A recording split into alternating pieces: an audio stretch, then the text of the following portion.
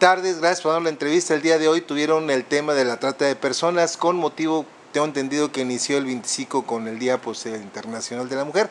Para no robar la entrevista y no regarla más, quisiera que por favor nos digas tu nombre y cargo y qué fue el tema que se desarrolló el día de hoy tan importante. Claro que sí, mi nombre es Javier Martínez Cortina, soy el director de Fundación Infantia. El tema que se dio fue la detección de víctimas de trata de personas en el sector de los viajes y turismo. Realmente Acapulco es un lugar que desde que nació su vocación ha sido turística, a pesar de que se trató de que fuera una vocación a la cual varias empresas trataron de instalarse, su vocación pues siempre fue turística.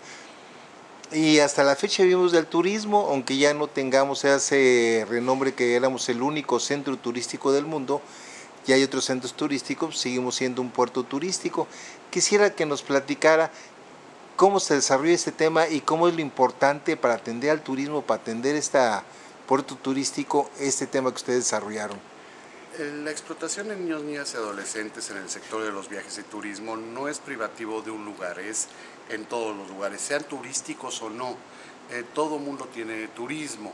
El turismo no nada más es el turismo extranjero que viene a visitar un país, sino también es el turismo interior. Las personas que vienen, inclusive de Chilpancingo a Acapulco es turismo, las personas que vienen de la Ciudad de México a Acapulco es turismo, o si me voy a Baja California Sur es turismo. El tema de la explotación no nada más se da en el sector de los viajes y el turismo. El problema de la explotación, se utiliza la industria turística y la infraestructura turística para cometer un delito. La industria turística no tiene ninguna actuación en ese delito, es que están utilizando sus instalaciones y toda la infraestructura creada, y sobre todo en un puerto tan importante como Acapulco, para cometer delitos. Y la idea de todo este programa es poder identificar esos delitos, poder parar esos delitos, poder impedir de que se siga utilizando esta infraestructura para cometer este delito. Señor, puntos muy importantes porque tengo desgraciadamente algunos años en esto. Me doy cuenta de lo siguiente, a través de Secretaría de Salud Pública, Centro de Salud, Prevención de Salud, se han hecho recorridos centros nocturnos, se recoge a la menor de edad, se lleva al DIF, se le reintegra a su hogar y a la semana le vemos que sigue trabajando. ¿Qué fue lo que pasó? Y me encuentro que dicen, bueno, ¿y quién trae el chivo? Desgraciadamente hay un problema cultural muy fuerte. Nos estamos dando cuenta también que entre los indígenas que venden artesanías hay el derecho de padirla, que yo lo desconocía. Aquí inclusive el área de Texas fue muy patético, e inclusive en las convivencias que tuvimos con los amigos periodistas de sociedad civil en el Zócalo, son usos y costumbres que desgraciadamente a lo mejor la sociedad lo desconoce, pero que ha habido quejas y de las denuncias se pueden estudiar pues en el Ministerio Público, y cuando los niños despiertan ya no quieren seguir esos costumbres. También tenemos el status quo desgraciadamente. Sí, ahora que vino el premier de Canadá, que vino la máxima autoridad de Canadá a los de Cámara de Diputados, le aplaudieron, pero se habla del status quo que no se quieren romper los moldes. Nosotros tenemos la constitución más perfecta que puede haber, la habían estudiado de varios países, pero también es la letra más muerta que hay. Otros países como Noruega, Suiza, que no tienen una constitución perfecta, tienen un blindaje social que les permite erradicar la pobreza extrema y poder brindar una sociedad protegida. Entonces nos damos cuenta que por un lado está el aspecto social tan fuerte que tenemos, usos y costumbres, y la prostitución por necesidad, que desgraciadamente es tolerada hasta por la familia. Mira, todo se resume al conocimiento y la apropiación de los derechos humanos. Realmente muchas de las personas no conocen sus derechos, no ejercen sus propios derechos, muchas veces sobrepasan sus derechos sobre otras personas. En cuanto a usos y costumbres, puede haber todos los usos y costumbres mientras no sean violatorios a derechos humanos. Exacto. Cuando hay violación a derechos humanos dejan de ser usos y costumbres y se vuelven una práctica no legal y en una práctica que debe de ser detenida, no castigada, debe de ser detenida en base a un cambio cultural.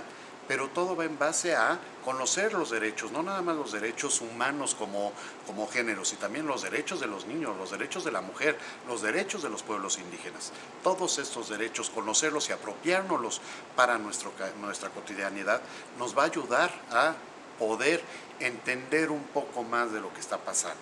Sí, efectivamente hay muchísimas lagunas, hay muchísimas áreas de oportunidad en donde debemos de trabajar, pero debemos de trabajar todos como sociedad, no dejarlo nada más a las autoridades, sino cada quien en su propio ámbito de acción, sea periodista, sea precursor de derechos humanos, sea abogado, sea ingeniero, buscar la consecución de los derechos de los demás antes de poder hacer alguna acción. Si algo que voy a hacer perjudica un derecho de una tercera persona, no lo hago. ¿Por qué? Porque no es justo. En cuanto encontremos ese camino, vamos a empezar a solucionar algunas cuestiones que, pues sí, no somos una sociedad perfecta, no la va a haber una sociedad perfecta, ni Suiza, ni Suecia. Todos vamos a tener problemas porque la sociedad es un órgano vivo y es un órgano cambiante y es un órgano mutante en el que tenemos que buscar adaptarnos y no buscar la adaptabilidad, sino adaptarnos a ella, ¿no? Y al fin y al cabo nosotros la vamos construyendo en base a nuestro propio conocimiento interior y de comunidad. Ok, lo voy a redondar lo que me acaba de decir, como decían los abuelos, dice, si el trabajo cansara, no existirían ladrones y no existirían prostitución. Entonces, desgraciadamente dice, es trabajo, es duro, pero también yo creo que hemos perdido aquellas tradiciones de los abuelos. ¿Qué está haciendo, hijo? Nada. Entonces se creaban hábitos. A ver, ayúdame a recoger el arroz, ayúdame a expulgarlo, ayúdame aquí con la alacena. Te dan chance de recreo, pero no te... ¿Qué estás pensando, hijo? Pues nada, pues por las dudas, vente para acá. Eran, si lo vemos en retrospectiva, aparentemente era la locura, pero era enseñar al chamaco a hacer hábitos que le permitían el día de trabajo. ¿Y qué estás haciendo, hijo? Desde la familia más alta hasta la familia más baja. Nada, pues vete al taller, hijo. ¿Qué estás haciendo? Vele a ayudar a tu abuelo. Pero mi abuelo está, si era familia rica, en la tienda, pues vete a ayudar a tu abuelo a la tienda. O sea, es hacer hábitos y costumbres que hemos perdido. Se llama educación y se llama civismo y se llaman muchas cosas. Yo me doy cuenta que alguien decía, bueno, el ser pobre no te da derecho y justificación a cometer un delito, ¿no? Yo creo que por ahí vamos. Entonces lo que tenemos que hacer es volver a recuperar usos y costumbres en las cuales a los niños, el problema que tenemos ahorita con la violencia y el engrosor del crimen organizado, que son chamacos que no los enseñaron ni a lavar su carro, ni a lavarse a sí mismos. Entonces son un problema de educación que tenemos muy fuerte, que tenemos que recuperar valores, educación y muchísimas cosas. Y es un problema también de falta de oportunidades. El joven se encuentra un momento en que no tiene oportunidad de seguir estudiando, no tiene oportunidad de trabajar, entonces pues tiene que buscar otros medios para poder allegarse de recursos, porque al fin y al cabo el joven va a pasar a ser adulto y va a pasar a tener responsabilidades, y esas responsabilidades tienen que ser satisfechas de una manera u otra, ¿no? Si de repente no tengo la oportunidad de seguir estudiando, pues voy a tener que hacer algo con mi vida para poder allegarme de recursos necesarios para sobrevivir.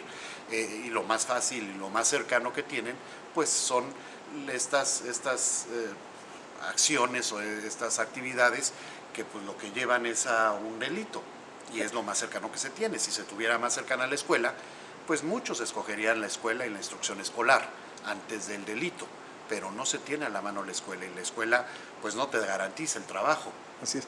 Volvemos a lo mismo. Decían los abuelos, hijo, aquí nomás está el campo, la yunta y el trabajo que tienes que hacer diario, y vas a ser padre de familia. Y vas a ser madre de familia. Entonces, también nunca ha existido en este país grandes oportunidades, a pesar de que es el país más rico de petróleo, el país más rico en recursos, oro y lo que tú quieras, y te lo puedo demostrar 1000 veces. Dicho no por mí, sino por las autoridades. Entonces, el problema no es riqueza, el problema, es un punto de educación. Si una persona la trasladamos del campo a la ciudad, va a sufrir muchísimo. Si yo de Acapulco voy a vivir a la Ciudad de México, voy a sufrir mucho.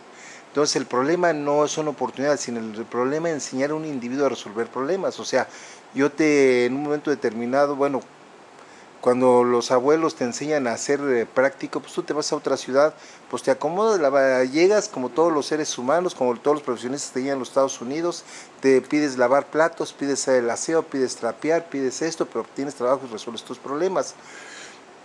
Yo creo que volvemos a lo mismo de educación, o sea, siempre de todos los seres humanos tenemos a la mano una opción negativa para salir de algo. Yo creo que, como decía, pues ya si las personas pensantes que se meten a hacer un delito, pues me imagino que no irán a quemarse por 20 o 30 pesos, que son los delitos comunes, sino serán asalto bancario, que no es correcto, o una cosa mayor.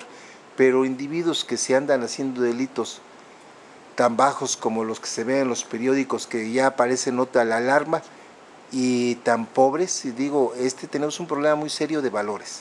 De valores y de reconocer y de empatía y reconocer al que está enfrente de ti como una persona igual que tú, con los mismos derechos, las mismas virtudes, los mismos defectos, y como tal ser empático y poder caminar juntos, no pisotearnos unos a otros.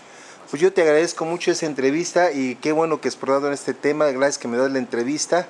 La vamos a subir a redes para que tu mensaje, una nota roja ahí para que se vea y que llegue a más gente, que no quede en esta sala, que trascienda. Yo te agradezco mucho. ¿Algo más que quisieras agregar? Nada más agradecerles el tiempo y el espacio y pues a trabajar todos.